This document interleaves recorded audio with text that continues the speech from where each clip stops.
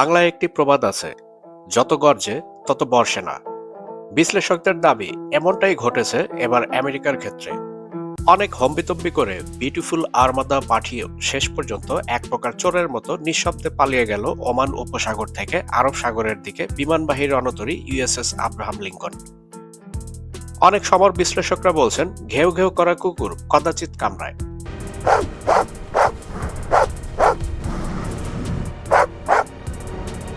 বর্তমান পরিস্থিতি এমনটাই আবার মনে করিয়ে দিয়েছে বিশ্ববাসীকে।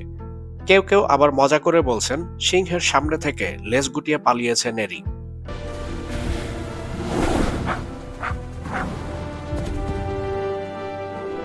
আজকের ভিডিওতে সম্প্রতি ইরানের ফাত্তা হাইপারসনিক ক্ষেপণাস্ত্রের হুমকির প্রেক্ষিতে মার্কিন বিমানবাহী রণতরী ইউএসএস আব্রাহাম লিঙ্কনের ওমান সাগর থেকে আরব সাগরে স্থানান্তরিত হওয়া, উক্ত স্থানান্তরের পেছনের কারণ, ইরানের সামরিক সক্ষমতা, মার্কিন প্রতিক্রিয়া এবং মধ্যপ্রাচ্যের ভূরাজনৈতিক প্রেক্ষাপট বিশ্লেষণ করব। তাই ভিডিও শুরু থেকে শেষ পর্যন্ত আমাদের সাথেই থাকুন।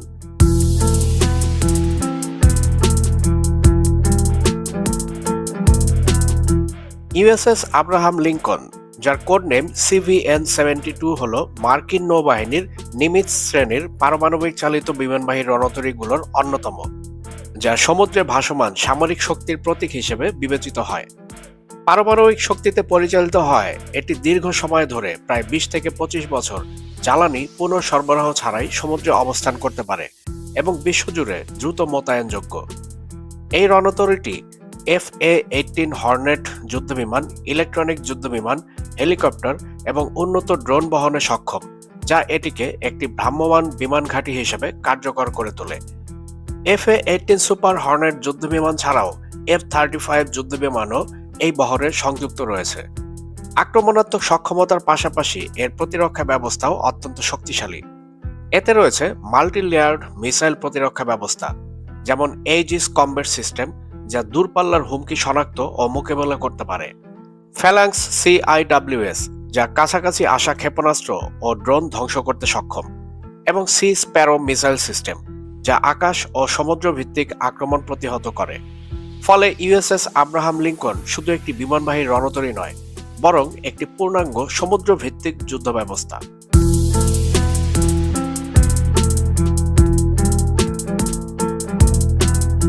এদিকে 2023 সালে ইরান আনুষ্ঠানিকভাবে তাদের ফাত্তা হাইপারসনিক ক্ষেপণাস্ত্রের সফল পরীক্ষা সম্পন্ন করার ঘোষণা দেয়, যা দেশটির ক্ষেপণাস্ত্র কর্মসূচিতে একটি উল্লেখযোগ্য প্রযুক্তিগত অগ্রগতি হিসেবে বিবেচিত হয়। এই ক্ষেপণাস্ত্রটি শব্দের চেয়েও 5 গুণেরও বেশি গতিতে চলতে সক্ষম, অর্থাৎ এটি হাইপারসনিক গতিসীমায় প্রবেশ করে। এর সবচেয়ে গুরুত্বপূর্ণ বৈশিষ্ট্য হল এর ম্যানুভারিং বা দিক পরিবর্তনের ক্ষমতা, যা এটিকে প্রচলিত ব্যালিস্টিক ক্ষেপণাস্ত্র থেকে আলাদা করে তোলে। ইরানের দাবি অনুযায়ী ফাত্তা ক্ষেপণাস্ত্র প্রায় 1400 কিলোমিটার দূরত্বে নির্ভুলভাবে লক্ষ্যবস্তুতে আঘাত আনতে সক্ষম। এটি টার্মিনাল ফেজে দিক পরিবর্তন করতে পারে, ফলে প্রচলিত রাডার ও ক্ষেপণাস্ত্র প্রতিরক্ষা ব্যবস্থা যেমন প্যাট্রিয়ট বা এজিএস সিস্টেম এর জন্য এটিকে শনাক্ত ও প্রতিহত করা তুলনামূলকভাবে কঠিন হয়ে পড়ে। বিশ্লেষকদের মতে ফাত্তা ক্ষেপণাস্ত্রের মাধ্যমে ইরান শুধু সামরিক শক্তি প্রদর্শন নয়, বরং আঞ্চলিক প্রতিরোধের বার্তাও দিতে চায়। যদি এই প্রযুক্তি কার্যকরভাবে মোতায়েন করা হয়, তবে এটি মধ্যপ্রাচ্যের সামরিক ভারসাম্যে নতুন মাত্রা যোগ করতে পারে এবং আকাশ ও ক্ষেপণাস্ত্র প্রতিরক্ষা কৌশলে পরিবর্তন আনতে বাধ্য করতে পারে। ইরানের ফাত্তা ক্ষেপণাস্ত্রের হুমকির প্রেক্ষিতে ইউএসএস আব্রাহাম লিঙ্কন ওমান সাগর থেকে আরব সাগরে স্থানান্তরিত হয়েছে। এই স্থানান্তরের মাধ্যমে রণতরীটি ইরানের ক্ষেপণাস্ত্রের সম্ভাব্য আওতার বাইরে চলে যায়, যা একটি কৌশলগত পদক্ষেপ হিসেবে বিবেচিত। এছাড়া আরব সাগরে অবস্থান করে রণতরীটি মধ্যপ্রাচ্যের অন্যান্য অঞ্চলে দ্রুত প্রতিক্রিয়া জানাতে সক্ষম, যা মার্কিন নৌবাহিনীর কৌশলগত নমনীয়তা বৃদ্ধি করে। সাম্প্রতিক বছরগুলোতে ইরান তাদের ড্রোন বা মানববিহীন আকাশযান, যাকে সংক্ষেপে UAV বলা হয়, এই প্রযুক্তিতে উল্লেখযোগ্য অগ্রগতি অর্জন করেছে, যা তাদের সামরিক নজরদারি ও গোয়েন্দা সক্ষমতাকে অনেকাংশে শক্তিশালী করেছে। এই সক্ষমতার অংশ হিসেবেই ইরান নিয়মিতভাবে আঞ্চলিক জলসীমা ও আন্তর্জাতিক সমুদ্রপথে মার্কিন নৌবাহিনীর গতিবিধি পর্যবেক্ষণ করে আসছে। বিশেষ করে ইউএসএস আব্রাহাম লিঙ্কন বিমানবাহী রণতরীর অবস্থান ও চলাচল নিবিড়ভাবে পর্যবেক্ষণ করছে।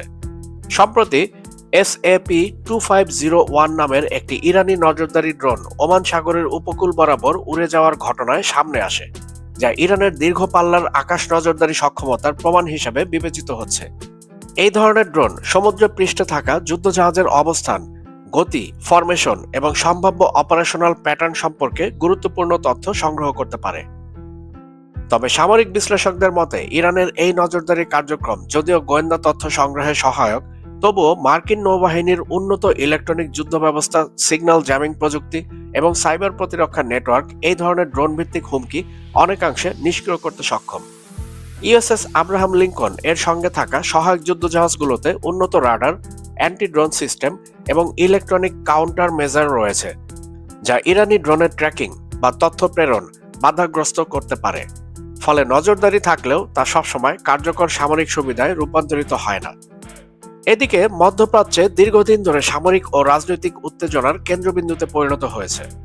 ইরান ও যুক্তরাষ্ট্রের মধ্যে সম্পর্কের টানাপোড়েন এই অঞ্চলের নিরাপত্তা পরিস্থিতিকে জটিল করে তুলেছে।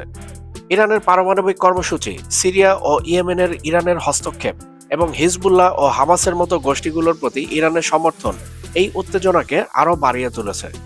অন্যদিকে যুক্তরাষ্ট্র মধ্যপ্রাচ্যে তাদের সামরিক উপস্থিতি বজায় রেখে ইরানের প্রভাব প্রতিহত করতে চায়।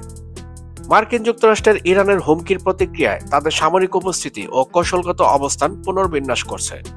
ইউএসএস আব্রাহাম লিঙ্কন এই স্থানান্তর এই কৌশলের অংশ। এছাড়া যুক্তরাষ্ট্র তাদের আঞ্চলিক মিত্রদের সঙ্গে যৌথ সামরিক মহড়া, গোয়েন্দা তথ্য বিনিময় এবং প্রতিরক্ষা সহযোগিতা বৃদ্ধি করেছে। এই পদক্ষেপগুলোর মাধ্যমে যুক্তরাষ্ট্র মধ্যপ্রাচ্যে তাদের প্রভাব বজায় রাখতে এবং ইরানের হুমকি মোকাবেলা করতে চায়।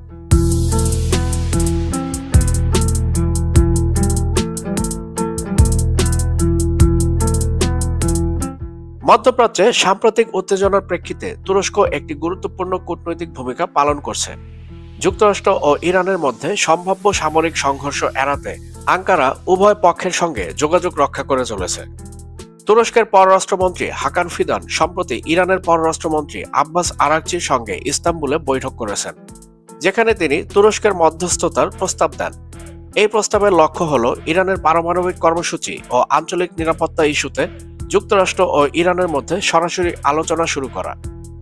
যুক্তরাষ্ট্রের বিশেষ দূত স্টিভ উইটকফ এবং ইরানের পররাষ্ট্রমন্ত্রী আরাকচির মধ্যে তুরস্কে বৈঠকের সম্ভাবনা নিয়ে আলোচনা চলছে।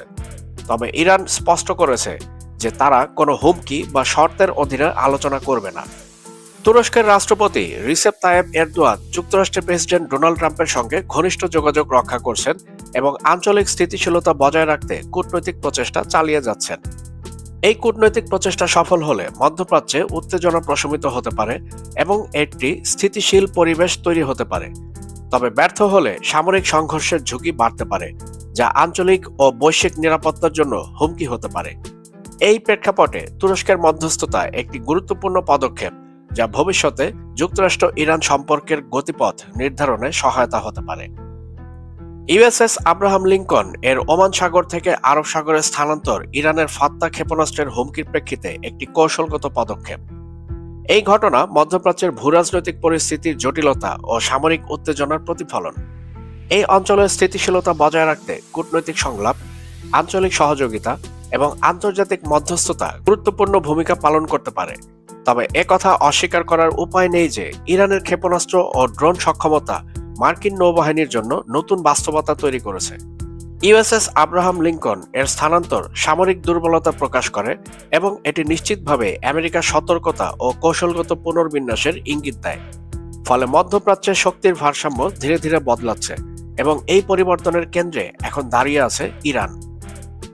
বন্ধুরা, আমাদের ভিডিওটি ভালো লাগলে লাইক ও শেয়ার করবেন, আর আমাদের চ্যানেল সাবস্ক্রাইব করে all bell icon notification on করে আমাদের সাথেই থাকবেন। দেখা হবে পরবর্তী ভিডিওতে। ততক্ষণ পর্যন্ত সবাই ভালো থাকবেন, সুস্থ থাকবেন, বাংলাদেশকে ভালোবাসবেন।